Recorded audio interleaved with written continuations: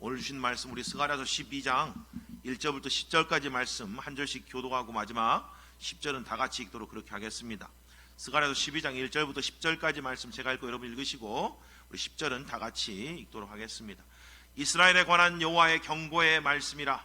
여호와 곧 하늘을 펴시며 땅에 터를 세우시며 사람 안에 심령을 지으신 이가 이르시되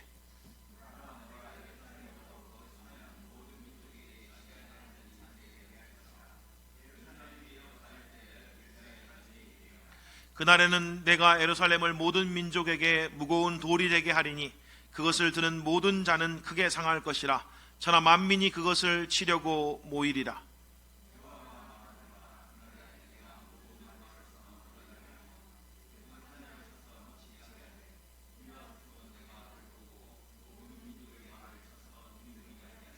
유다의 우두머리들이 마음속에 이르기를 예루살렘 주민이 그들의 하나님 만군의 여호와로 말미암아 힘을 얻었다 할지라.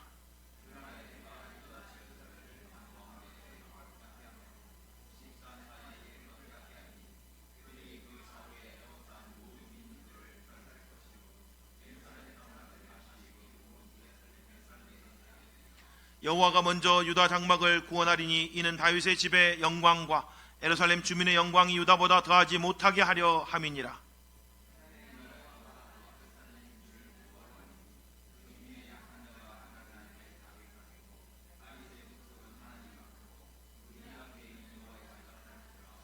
예루살렘을 치러 오는 이방 나라들을 그날에 내가 멸하기를 힘쓰리라. 내가 다윗의 집과 예루살렘 주민에게 은총과 강구하는 심령을 부어주리니 그들이 그 찌른 바 그를 바라보고 그를 위하여 애통하기를 독자를 위하여 애통하듯 하며 그를 위하여 통곡하기를 장자를 위하여 통곡하듯 하리로다. 아멘. 아멘. 아멘. 소망이 여러분 마음 가운데 정말 굳건하게 세워져서 그 소망으로 말미암아 새 힘을 얻고 돌아가시기를 주님의 이름으로 축복합니다. 사실 우리에게 있는 가장 복된 소망은 예수님이 다시 오신다라고 하는 그 사실입니다. 우리 주님 다시 오신다는 것이 우리에게는 복된 소망이라고 그러잖아요. 그렇죠? 물론 예수님 언제 올지 아무도 알지 못합니다만은 언젠가는 반드시 예수님이 다시 오십니다.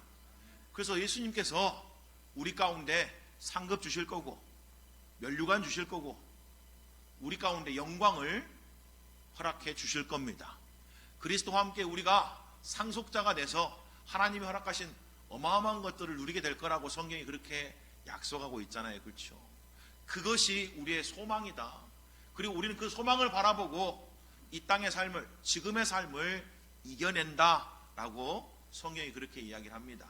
사실 우리 스가랴서 12장, 물론 앞에 있는 9장, 10장, 11장, 12장 이렇게 계속 읽고 있습니다만은 사실 이 모든 본문들은 다 이 당시에 이스라엘 백성들에게 있어서는 먼 미래의 이야기입니다. 지금 나하고는 아무 관계가 없는 이야기들이요. 어떤 의미에서는. 그렇죠. 몇백 년 후에 예수님의 초림에 대한 이야기는 이 당시에 이스라엘 백성들에게는 몇백 년 후의 이야기잖아요. 그렇죠. 아직 오시지 않는 메시아에 대한 이야기를 해주고 있는 거고 지금 오늘 본문은 사실은 예수님의 재림에 대한 이야기입니다. 우리에게도 아직 미래의 사건이니까 이 사람들에게는 2000년 이상 더 먼 미래에 대한 사건이잖아요. 그렇죠. 그런데도 하나님이 그 미래의 사건을 지금 살아가는 그들에게 주고 있는 이유가 뭘까요?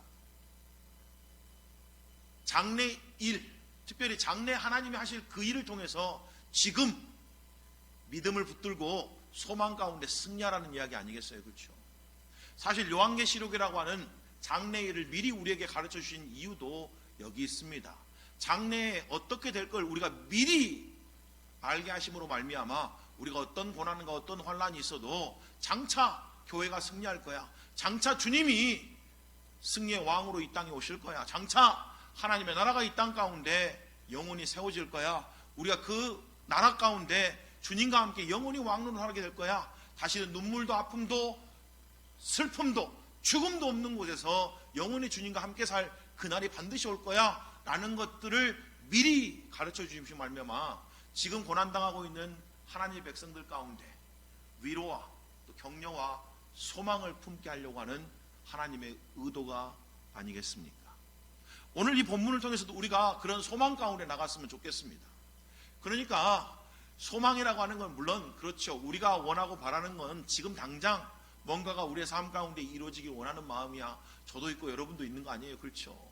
내게 있는 이 급한 이 문제들, 이 북한 어려움들이 빨리 해결되고 이제 좀 평안하고 좀 안정적인 삶을 살고 싶은 마음이야 모든 사람에게 다 있는 그런 기대고 소망 아닙니까? 그런데 어떤 것들은 우리가 장차 저 먼 훗날에 받아야 될 것이 있다, 이런 이야기입니다. 제가 지난주에 월요일 날 저 필그림 하우스에 그 철로역정 세미나를 들었습니다. 한 교회에서 초청해줘서 우리 경원친교에서 목사님과 사모님들이 다 철로역정 세미나를 이렇게 듣는 그런 시간을 가졌는데, 우리가 물론 우리 교회가 예전에 한 40명 성도들 데리고 가서 토요일 날 철로역정 세미나를 같이 들었던 그런 경험이 있습니다만은, 지금 가니까 훨씬 조각상도 잘 돼 있고 이제 그 세미나를 인도도 훨씬 더 체계적으로 잘하고 있더라고요. 그래서 은혜가 많이 됐습니다. 그런데 그 해설자의 집이라고 하는 그 집에 모형이 되어 있는데, 그 크리스찬이라고 하는 주인공이 그 해석자의 집에 가보면 거기 보면 두 의자가 놓여 있습니다. 근데 그 두 의자는 하나는 욕망이고 하나는 인내라는 의자입니다. 아니, 그 두 의자에 두 아이가 있는데 하나는 욕망이라고 하는 아이가 앉아있고 하나는 인내라고 하는 아이가 앉아있다는 거예요. 그러면서 그 내용은 이런 겁니다. 장차 너가 이제 천국을 향해, 천성을 향해 가는데 항상 이 두 아이를 기억해라. 욕망이라고 하는 아이는 지금 당장 이곳에서 뭔가를 얻기를 원하는 그런 마음이다. 인내라고 하는 것은 장차 주님이 주실 그 영광, 지금 있는 영광과 비교할 수 없는 그 영광을 인내함으로 기다리고 있는 그 아이를 상징하고 있는 거야. 너가 순례의 길을 갈 때 항상 이 인내를 기억해라 라고 그렇게 가르쳐 준다는 거예요. 우리의 마음 안에는 욕망이, 물론 이제 성경적으로 보면 이게 탐심인데, 탐심이라는 건 지금 당장 내가 원하는 걸 얻고 싶어, 이런 마음이거든요. 그리고 그것이 곧 우상 숭배라 그러지 않습니까? 우리가 지금 당장 뭔가를 얻고 싶어하는 그 마음에 사로잡히면 그것이 우리의 우상이 된다는 거예요. 그리고 그것이 우리의 우상이니까 우리의 인생을 다스리고 우리의 인생을 이끌어간다, 이런 이야기 아니겠습니까? 그렇죠. 그리고 우리가 바라봐야 될 것은 우리 주님 바라보는데 장차 우리 주님이 주실 것, 지금이 아니어도 주님이 장차 우리 가운데 가져다 줄 그것을 바라보고 위로와 소망 가운데 나갈 수 있기를 주님의 이름으로 축복합니다. 오늘 본문은 이스라엘에 관한 여호와의 경고의 말씀이다 라고 시작되어 있는데, 사실 스가랴서 9장 1절도 똑같은 말씀으로 시작됩니다. 우리 개역개정에는 여호와의 말씀으로 이렇게 시작되어 있지만 원어적으로는 주님께서 경고하신 말씀이다 라는 말로 시작합니다. 그러니까 주님이 경고하신 말씀이다, 이 표현이 스가랴서 9장 1절에 등장하고 그리고 이제 12장 1절에 등장한다 라는 이야기죠. 그러니까 9장부터 11장까지는 첫 번째 경고, 첫 번째 애언의 말씀이고, 12장부터 14장까지는 두 번째 경고, 두 번째 말씀이라는 것을 우리가 알 수가 있는 거죠.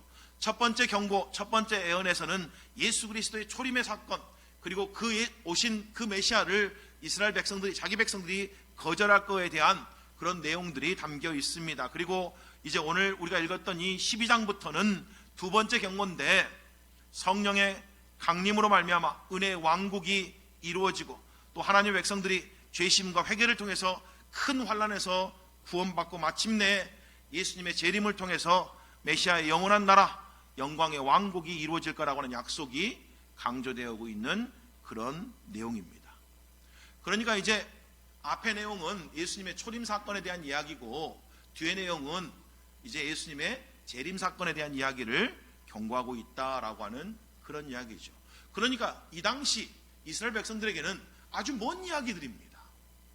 지금 당장 자기들에게 임할 그런 사건에 대한 이야기가 아닌 거죠. 그럼에도 불구하고 장차 있을 일들을 통해서 하나님이 자기 백성들을 격려하기를 원하셨습니다. 힘을 얻기를 원하셨어요. 소망을 갖기를 원하셨다라고 하는 그런 이야기입니다. 그러니 우리도 장차 있을 그 일을 바라보면서 우리 주님 다시 오신다는 것이 우리에게 소망되고, 주님 오시면 나의 모든 것을 신원해 주실 거야. 모든 것을 갚아 주실 거야. 나의 이 모든 수고에 하나님께서 갚아 주실 거라고 하는 그 소망 가운데 우리 여전히 변함없이 이 땅 가운데 주님 말씀대로 살아내자라고 하는 그런 이야기 아니겠습니까, 여러분? 자, 오늘 본문의 상황이, 이 본문에 기록되어 있는 에루살렘이라고 하는 성의 상황을 본문 2절 3절은 이렇게 이야기합니다. 보라, 내가 에루살렘으로 그 사면 모든 민족에게 취하게 하는 잔이 되게 할 것이라. 에루살렘이 에워싸일 때에 유다에까지 이르리라. 그날에는 내가 에루살렘을 모든 민족에게 무거운 돌이 되게 하리니 그것을 듣는 모든 자는 크게 상할 것이라. 천하 만민이 그것을 치려고 모이리라 라고 말씀합니다. 사실 스가랴서 12장부터 14장에서 가장 많이 나오는 단어가 그날에 라는 말입니다. 그날에 이런 일들이 일어날 겁니다. 그날에 대한 이야기라는 거예요. 지금 당장 이야기가 아니고 그날에 일어날 거라는 이야기인 거죠. 오늘도 보니까 그날에 이런 일들이 일어날 거라고 말합니다. 그날에 어떤 일이 일어나요? 천하 만민이 예루살렘을 치려고 모인다라고 그렇게 되어 있죠. 6절에 보니까 그 좌우에 에워싼 모든 민족들, 9절에는 예루살렘을 치러 오는 이방 나라들이라고 적혀 있습니다. 그러니까 모든 천하 만국이 예루살렘을 치려고 지금 모여 있는 그런 상황이다라는 이야기입니다. 그러니 에루살렘은 지금 어떤 상황이에요? 절실히 구원이 필요한 상황입니다. 천하 만민이 둘러싸서 자기를 공격하는 상황이니까 지금 기한 주의 도우심이 절실히 필요한 상황 아니에요? 그렇죠? 그런데 주님이 그 상황 가운데서 그들을 건져주시겠다고 약속하고 있는 내용이 오늘 본문의 내용 아닙니까? 하나님이 우리를 구원하시는 분이십니다. 하나님은 우리를 죄로부터 구원할 뿐만 아니라 우리의 모든 어려움 속에서도 능히 구원하실 수 있는 분입니다.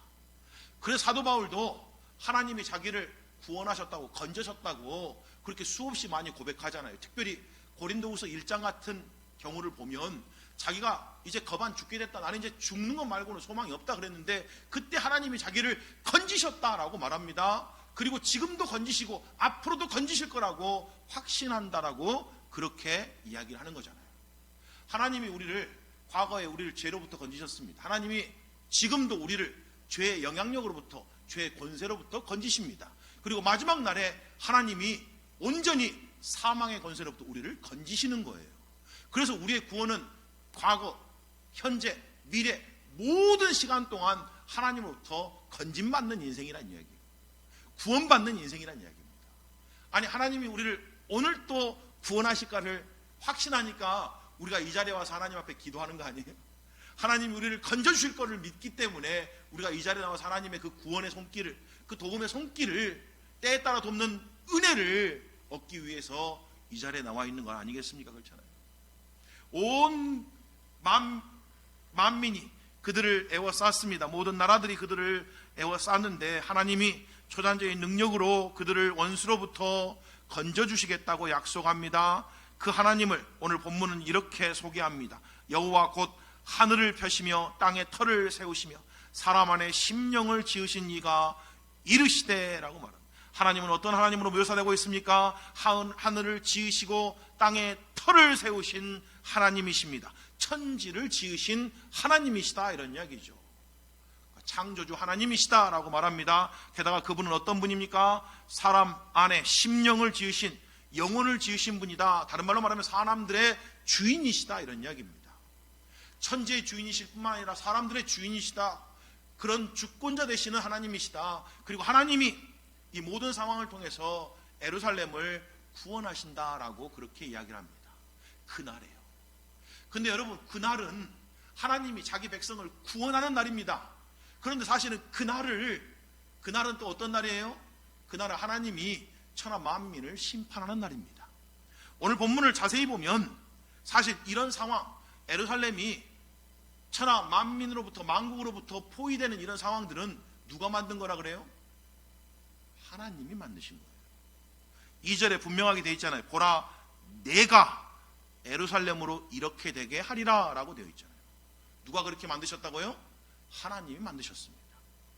3절에 가보면 그날에는 내가 예루살렘을 되게 하리라 라고 말합니다. 하나님이 그렇게 되게 하시겠다는 거예요. 그래서 그날에 하나님이 자기 백성은 구원하시고 대적들은 심판하신다라고 하는 그런 이야기 아니겠어요? 그렇죠? 이 일을 통해서 하나님이 천하 만국을 심판하시겠다라고 지금 그렇게 이야기합니다. 그날에 예루살렘을 무거운 돌이 되게 해주시겠다. 무거운 돌이니까 그걸 들은 자마다 어떻게 해요? 허리가 나가겠죠. 그렇게 상처를 입고 다치게 될 거라는 이야기 아니에요? 4절에 보니까 여호와가 말하노라 그날에 내가 모든 말을 쳐서 놀라게 하며 그 탄자를 쳐서 미치게 하되 유다 족속은 내가 돌보고 모든 민족의 말을 쳐서 눈이 멀게 하리라. 지금 이방 나라들이 예루살렘을 에워싸러 왔는데 어떻게 에워싸러 왔대요? 말 타고 왔습니다. 이 당시에 기병, 이 말을 탄 군인이야말로 어떤 의미에서는 가장 최신의 무기죠. 가장 강력한 무기입니다. 그러니까 가장 강력한 무기를 이끌고 지금 예루살렘을 성을 공격하러 모여들었다, 뭐 이런 이야기입니다. 그런데 하나님이 어떻게 하신대요? 말들의 눈을 못 보게 하고 말 탄 사람들을 미치게 만든다고 말합니다. 말이 놀라가지고 공포에 질려가지고 막 사람의 그 기병의 그 통제를 벗어났습니다. 그러니까 어떻게 되는 거예요? 게다가 이 말 탄 사람은 미쳐 있는 거예요. 그러니까 자기들끼리 치고 받다가 결국은 멸망하게 될 거라는, 죽게 될 거라고 하는 그런 이야기 아니에요? 그리고 그때 하나님은 유다 족속을 친히 돌보시겠다라고 약속하고 계십니다. 그런 환난 속에서도 자기 백성들을 돌보신다라고 그렇게 이야기를 하고 있는 거죠. 우리 하나님이 우리들에게도 끊임없이 말씀해주고 있는 약속이 이거 아니에요? 어떤 순간에도 하나님이 우리와 함께 하신다. 그래서 예수님의 이름이 임마누엘이잖아요. 어떤 순간에도 그분이 우리와 함께 하셔서 우리를 돌보신다라고 말합니다. 복음서에 보니까 예수님이, 아니 오늘 큐티에 보니까 그렇게 이야기하잖아요. 공중에 나는 까마귀를 봐라.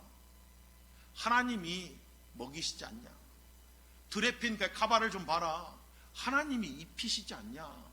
그 백합화의 아름다움이 솔로몬의 아름다움보다 더 낫다, 이렇게 말합니다. 근데 하물며 너희일까 보냐. 너희들은 저 공중에 나는 새보다, 들판에 있는 풀보다, 들풀보다 더 귀하지 않냐. 하나님이 너희들을 입히시고 먹이신다. 그러니까 염려하지 말아라. 두려워하지 말아라. 너희 하나님이 너희와 함께 계신다. 너희 하나님이 그런 분이셔 라고 우리에게 그렇게 격려해주고 있잖아요. 이때에도 하나님이 그들을 친히 돌보시겠다라고 그렇게 이야기를 합니다. 그리고 그렇게 하나님이 자기들을 돌보셨다는 것을 유대 우두머리들도 안다라고 말해요. 알 만큼 하나님이 돌보신다는 거예요. 5절 이렇게 됐죠. 유다의 우두머리들이 마음속에 이르기를 예루살렘 주민이 그들의 하나님 만군의 여호와로 말미암아 힘을 얻었다 할지라. 알았다고요. 그들이 힘을 얻을 수 있었던 이유, 이런 상황에서도 힘을 낼 수 있었던 이유, 이런 어려움 속에서도 힘을 내서 그들과 대적할 수 있었던 이유는 하나님이 도우셨다는 거예요. 다른 걸로는 설명이 안 된다는 이야기예요. 제가 철로역정 그 세미나를 갔다 오고 다시 그 철로역정 책을 다시 쭉 읽고 있거든요. 거의 이제 한 3분의 1을 읽었는데 거기 보니까 크리스찬하고 신실이라고 하는 동료가 등장합니다. 그런데 그들의 순례 여정 가운데 막 이런저런 어려움을 너무 많이 만나요. 아볼로온이라고 하는 크리스찬이 마귀와 싸우게 되는 그 장면이 나오는데 마귀와 싸우다가 너무 싸움이 격렬해가지고 싸움에서 거의 마귀한테 지려고 하는 그런 상황이 놓였습니다. 성령의 검을 떨쳐버리거든요. 마귀가 그를 막 이제 마지막 한 번으로 죽이려고 하는 그때 기하신 도우심이 임해서 그가 마귀를 물리치는 내용이 나옵니다. 그래서 나중에 크리스찬이 이렇게 고백해요. 그 상황 가운데서 하나님이 나를 도우셨어요, 이렇게 말해요. 설명을 할 수는 없는데 하나님이 자기를 도우셨다는 거예요. 신실도 수많은 어려움 가운데 마침내 크리스찬과 조화하게 되는데 그 수많은 어려움 속에서 하나님의 기하신 도우심이 있었다고 그렇게 고백합니다. 하나님의 도우심이 없었으면 절대로 그런 어려움 속에서 내가 빠져나올 수 없었을 거예요. 그 유혹과 그 어려움을 내가 이겨내지 못했을 거예요. 이렇게 이야기한다는 이야기예요. 성경에 보니까 다윗이 큰 공경에 빠졌잖아요. 자기가 다른 곳에 있을 때 자기가 있었던 그 성이 그냥 홀라당 그냥 약탈당해 버렸습니다.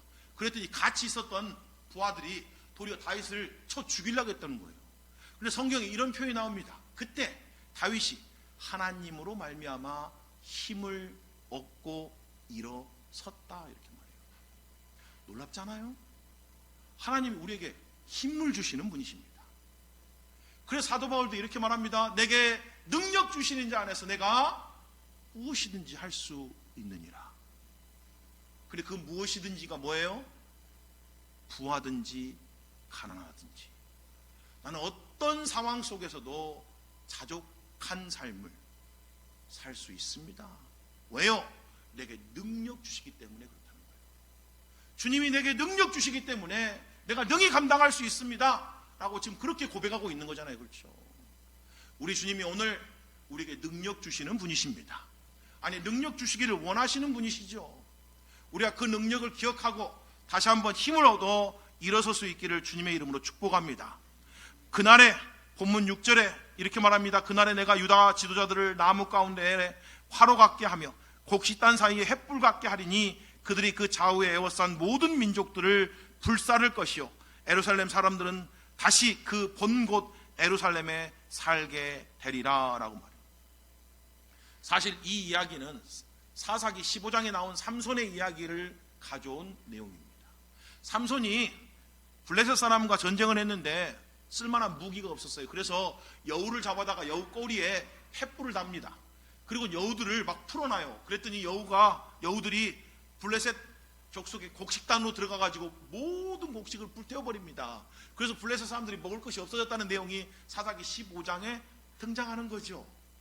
무슨 이야기입니까? 곡식단에게 있어서 가장 치명적인 건 뭐예요? 횃불이라 이 말이에요. 근데 마치 유다의 지도자들을 횃불같이 만드셔서 대적들을 능히 감당하게 하시겠다라고 그렇게 이야기를 하고 있는 거죠.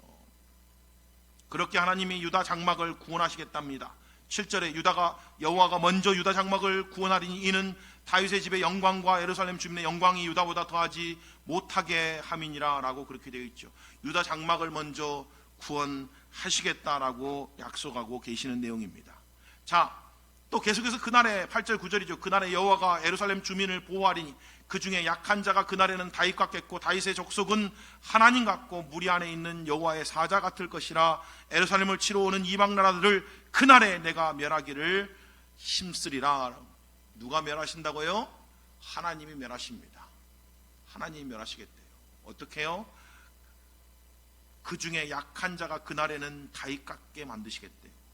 다윗의 족속은 그날에는 하나님 같게 만드시겠대요. 무리 앞에 있는 여호와 사자같이 만드시겠대요. 그래서 하나님이 쳐들어온 이방 나라들을 멸하시겠다라고 그렇게 말씀을 합니다. 하나님이 그들을 통해서 이방 나라를 멸하시겠다라고 그렇게 이야기를 하고 있죠. 하나님의 초자연적인 능력을 통해서 원수들을 물리치시고 예루살렘을 보호해 주시겠다라고 약속하고 있는 것입니다.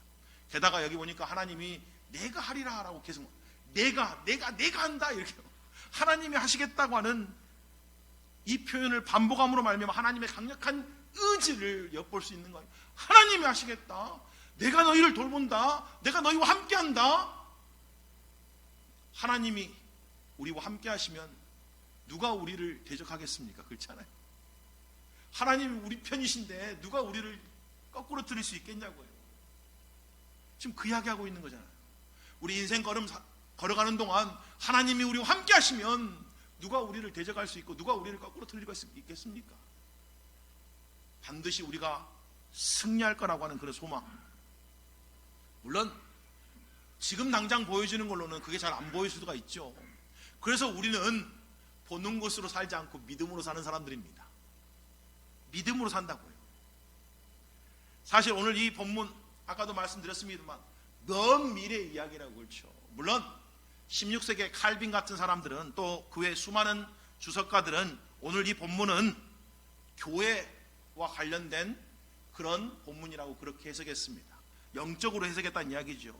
교회에 적용하고 성도들의 영적 싸움을 비유적으로 지금 이야기하고 있는 그런 내용입니다 라고 그렇게 해석을 해놨습니다. 왜요? 그 당시에는 설마 유대인들이 자기 나라를 다시 회복할 거라고 아무도 믿지 않았습니다. 그렇잖아요? 여러분이 알고 있는 것처럼 유대인들은 AD 70년에 로마에 의해서 완전히 멸망해버렸습니다. AD 70년 이후로 유대 민족은 전 세계로 뿔뿔이 흩어졌습니다. 그리고 무려 1900년 동안 나라 없는 민족으로, 땅 없는 민족으로 세계 곳곳에 뿔뿔이 흩어 자랐다고 해요.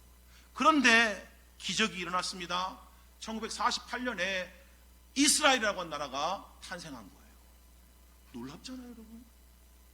여러분, 우리가 갑자기 이 이스라엘이라고 하는 나라가 탄생했다는 게 얼마만큼 기적인지를 우리가 잘 감을 못 잡습니다.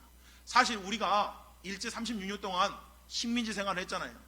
근데 우리가 식민지 생활을 했을 때는 주권만 없었을 뿐이지 땅도 있었고 백성도 그대로 있었습니다. 게다가 미약하지만 임시정부도 저기 중국에 있었잖아요. 그래서 해방된 것 뿐이에요. 그렇죠? 근데 이스라엘 백성들은 땅도 없이 살았다니까요. 1900년 동안 땅도 없이 전 세계에 흩어져 살았습니다. 게다가 옛날에 그 땅, 지금 말하는 이 팔레스타인 땅에는 사실은 다른 민족이 이미 오랫동안 그 땅을 차지하고 살았잖아요. 수백 년 동안. 그런데 그 땅을 얻었다는 건 정말 기적 중에 기적입니다. 마치 꼭 이런 거예요. 만약에 예전에 우리 고구려 시대에 삼국시대 고구려가 저 지금의 중국의 요동반도를 차지하고 있었잖아요. 그렇잖아요? 그게 한 1500년, 1600년밖에 안 되잖아요. 잘해야. 근데 갑자기 지금 대한민국이 저 중국의 요동반도를 갑자기 우리가 되찾은 것 같은 거라고요. 거의 불가능한 일이죠. 그렇지 않아요? 가능성 없는 거 아니에요? 그리고 그보다 더 기적이란 이야기예요. 이스라엘이라고 하는 나라가 세워진 건 더 기적이란 이야기입니다. 1948년에 그들이 나라를 세웠는데 그 당시에는 1948년 그 당시에는 예루살렘이라고 하는 이 도시를 차지하지 못했습니다. 경상도만한 땅에 약 300만 명도 안 되는 이스라엘 백성들이 들어와서 나라를 세우기 시작했다는 이야기입니다. 그런데 이 작은 나라, 그러니까 오늘 본문 7절에 뭐라고 되어 있어요? 여호와가 먼저 유대 장막을 구원한다고 되어 있잖아요. 예루살렘 성을 먼저 한 게 아니고 유대 장막을 먼저 구원한다고 그렇게 되어 있는 거 아니에요? 그렇게 경상도만한 땅에 약 300만 명의 이스라엘 백성들이, 유대 백성들이 와서 나라를 세우기 시작했는데 그것도 예루살렘 북쪽 지역에서 그렇게 시작을 하게 됩니다. 게다가 그 조그마한 땅 가운데 나라를 세우니까 주변국들, 특별히 아랍국들의 엄청난 반발과 적개심을 불러일으켰다는 거예요. 여러분이 알고 있는 것처럼 그래서 어떤 일이 벌어져요? 아랍 국가와 이스라엘 국가 사이에 전쟁이 벌어지죠. 그렇잖아요. 특별히 1967년에 6.1 전쟁이라고 하는 유명한 전쟁이 벌어집니다. 약 2만 명이 넘는 아랍 국가들이 이집트가 주축이 돼서 이스라엘을 완전히 내쫓으려고 하는 전쟁을 준비하고 있었대요. 그런데 그걸 사전에 알고 있었던 이스라엘이 먼저 이집트를 공격해 버립니다. 비행장이나 비행기가 있는 그런 곳을, 전투기를 선제 공격해서 제공권을 완전히 잡고는 6일 만에 세상에 아랍 군대를 격파하고 승리하는 그 전쟁이 6.1 전쟁입니다. 그리고 이 6.1 전쟁을 통해서 이스라엘이 예루살렘 성을 반 정도를 차지하게 돼요. 물론 지금의 얼마 전에 트럼프가 대통령이 있을 때 이스라엘이 뭐라 그랬어요? 예루살렘을 자기들의 수도라고 해가지고 막 전 세계가 막 난리가 난 적이 있었잖아요. 근데 지금도 서예루살렘은 이스라엘이 통치하고 있고 동예루살렘은 팔레스타인이 다스리고 있습니다. 그러니까 예루살렘은 완전히 아직 이스라엘의 손에 넘어간 게 아니다 이 말인 거예요. 게다가 여러분이 알고 있는 것처럼 황금돔, 옛날에 그 성전이 있었던 그 터는 이스라엘이 전혀 관여할 수 없는 곳입니다. 그건 아랍의 성지예요, 지금도. 그러니까 완전히 예루살렘 가운데 넘어가 있지 않다 이런 이야기인 거죠.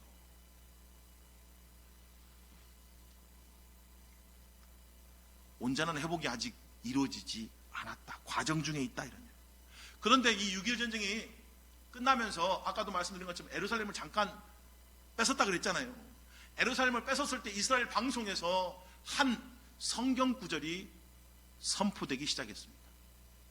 그들이 방송을 통해서 선포한 성경 구절이 오늘 우리가 읽었던 스가랴서 12장 6절 말씀이었대요.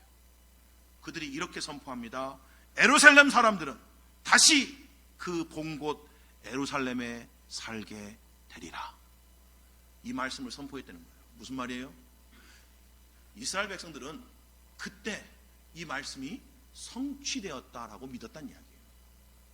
하나님 말씀이 마침내 성취되었습니다.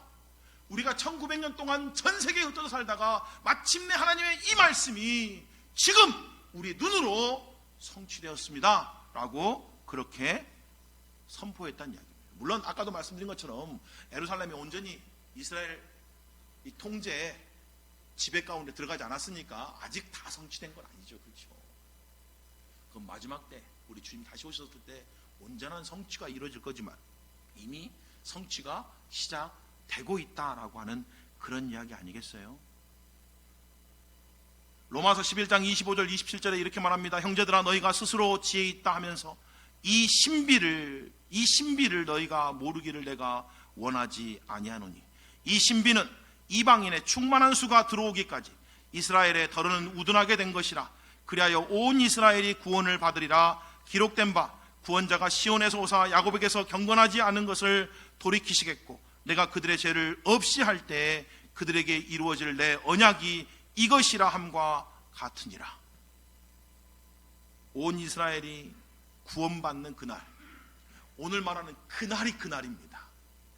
그날이 있을 거라는 거예요.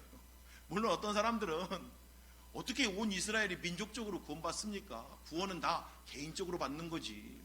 구원은 다 개인적으로 인격적으로 받는 거지. 어떻게 민족적으로 구원받냐. 그래서 오해하지 마십시오. 그래서 이스라엘이 구원받는데 남는 자가 구원받는다 그래요. 남는 자는 하나님이 택하셔서, 그렇죠, 남는 자들, 믿는 자들 아니겠어요? 그런 사람들이 민족적으로 구원받을 때가 온다라고 하는 그런 이야기입니다. 왜냐하면 계속해서 28절도 이렇게 말합니다. 로마서 11장입니다.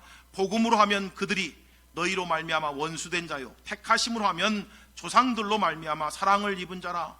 그러니까 여기 있는 이스라엘은 교회를 이야기하고 있는 게 아니에요. 왜요? 조상으로는 뭐한 거예요? 사랑 입은 자, 조상 이야기를 하고 있는 거니까 이건 민족적 이스라엘을 이야기하고 있는 것이지 지금 교회 이야기를 하고 있는 거 아니란 이야기예요. 그러면서 이렇게 말합니다. 하나님의 은사와 부르심에는 후회하심이 없느니라. 하나님이 아브라함을 통해서 한 민족을 일으키셨습니다. 그 민족을 통해서 제사장 나라가 되게 하시고 그 민족을 통해서 구원이 열방으로 뻗어나가기를 원하셨죠. 그런데 이스라엘 백성들이 실패했어요. 그렇죠?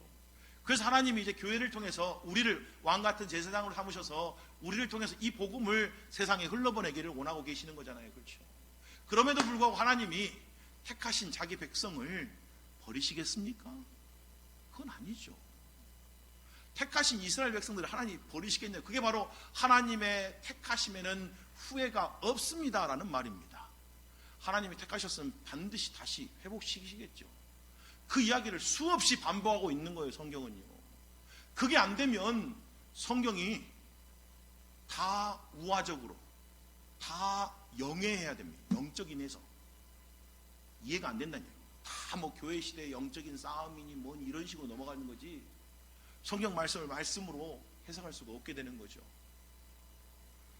그러면서 이렇게 말합니다. 너희가 전에는 하나님께 순종하지 아니하더니 이스라엘이 순종하지 아니함으로 이제 긍휼을 입었는지라. 이와 같이 사람들이 순종하지 아니하니 이는 너희에게 베푸시는 긍휼로 이제 그들도 긍휼을 얻게 하려 하심이다 라고 말합니다. 그러면서 33절에 가니까 로마서 11장입니다. 사도 바울이 이렇게 말해요. 깊도다 하나님의 지혜와 지식에 풍성하며 그의 판단은 헤아리지 못할 것이요 그의 길은 찾지 못할 것이다. 그럼요, 우리 머리로 다 이해할 수는 없습니다. 그게 겸손한 거 아니에요? 우리가 어떻게 다 알겠어요? 그 하나님의 그 지혜를 우리가 어떻게 다 아냐고요. 근데 우리가 아는 거 있습니다. 우리 하나님이 선하고 좋으신 분이라는 거 알아요. 우리 하나님이 그리스도 예수 안에서 우리의 아버지가 되셨다는 거 압니다. 그 아버지가 자신의 그 전능하신 능력으로 우리를 보호하시고 지키신다는 것 알아요. 그리고 그 날에 우리 하나님께서 우리를 건져내시고 우리의 대적과 원수들을 심판하실 것을 압니다. 우리가 아는 게 있어요. 그래도 하나님이 계시로 우리를 알게 하시는 것이 있다고요. 지금 오늘 이 본문도 지금 그겁니다. 이스라엘 백성들에게 미리 계시해 주시는 거예요. 이런 날이 반드시 온다. 그래 너희들은 누구 편에 서 있을 거냐? 이 말씀을 믿고 끝까지 믿음으로 승리해라 라고 우리를 격려해 주고 계시지 않습니까? 우리 주님 다시 오시면 주께서 자기 백성들을 구원해 주실 겁니다. 그날은 우리에게는 기쁨의 날이 될 거예요. 영광의 날이 될 거예요. 주님 만나는 날이 될 겁니다. 죽은 자는 부활로 주님을 마주할 날이 될 겁니다. 하지만 믿지 않는 자들은, 하나님의 대적들은 그날이 심판의 날이 될 겁니다. 성경이 그렇게 말씀하고 있잖아요. 우리 주님 오시는 것이 우리에게는 감격이요 기쁨입니다. 그래서 성경은, 요한계시록은 주 예수여 오시옵소서라는 말씀으로 끝나는 거잖아요. 왜요? 우리에게는 주님 오는 것이 기쁨이거든요. 우리 주님 오시면 다시는 눈물도 아픔도 슬픔도 이별도 죽음도 없습니다. 우리 주님 오시면 영원한 하나님 나라가 이 땅에 이루어진 날입니다.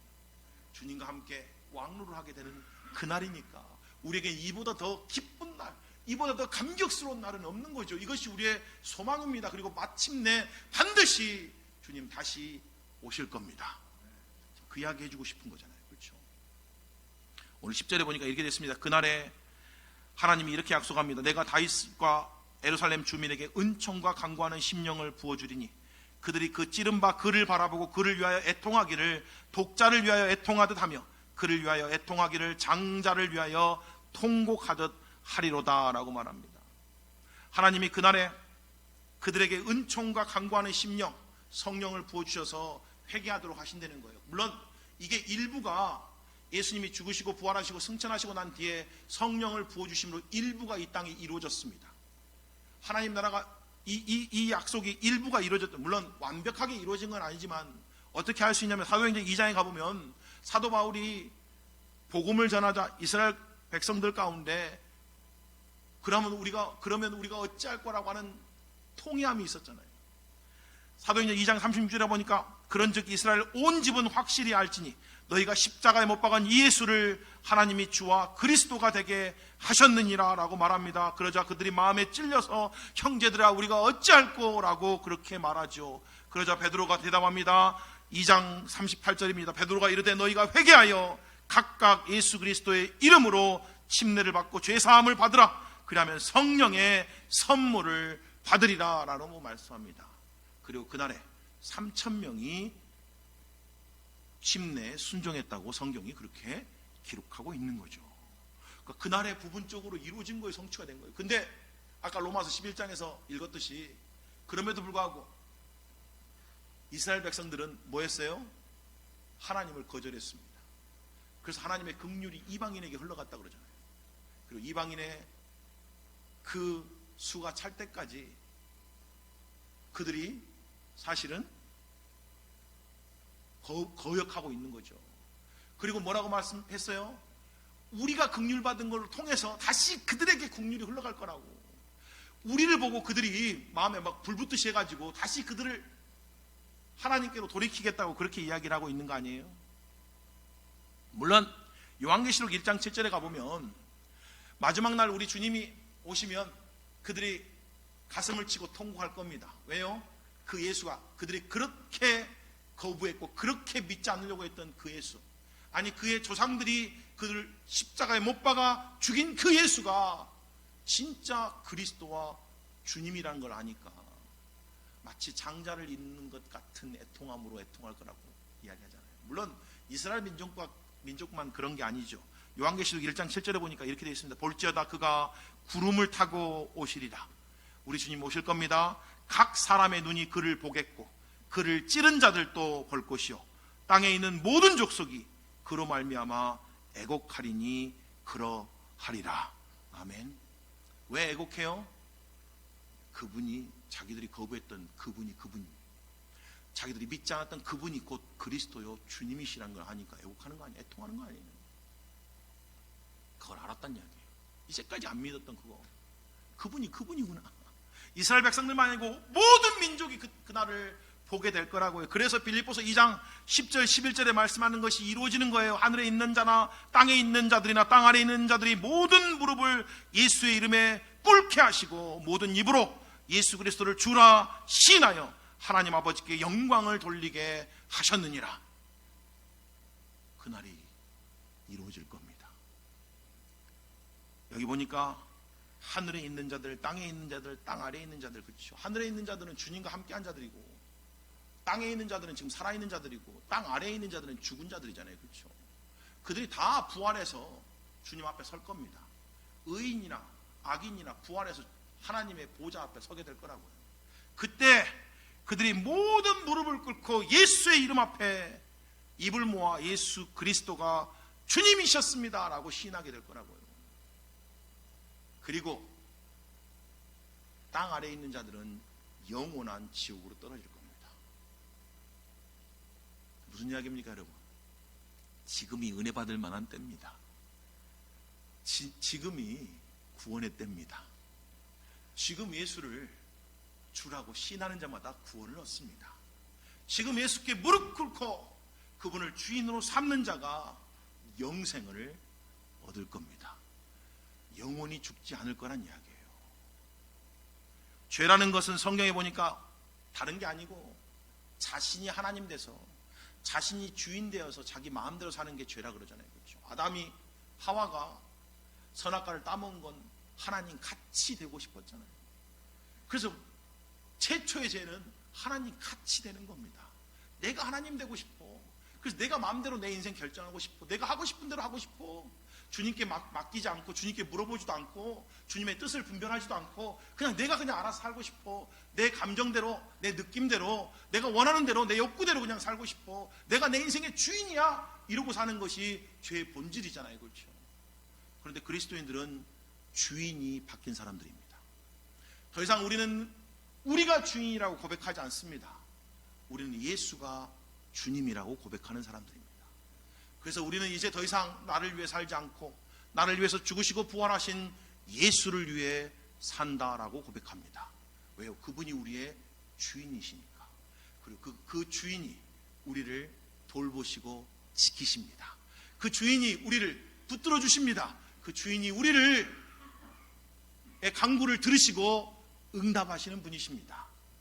오늘 여러분의 주인께 나가서 여러분의 모든 필요를 아뢰십시오. 그분은 자기의 생명도 우리를 위해서 내어주신 분이시기 때문에 우리의 그 간구에도 선하게 응답해 주실 겁니다. 오늘 그 믿음으로 우리 주님께 나와서 때를 땀나 돕는 은혜를 얻고 돌아가시는 귀한 시간 되시기를 주님의 이름으로 축복합니다. 우리 함께 찬송하시겠습니다.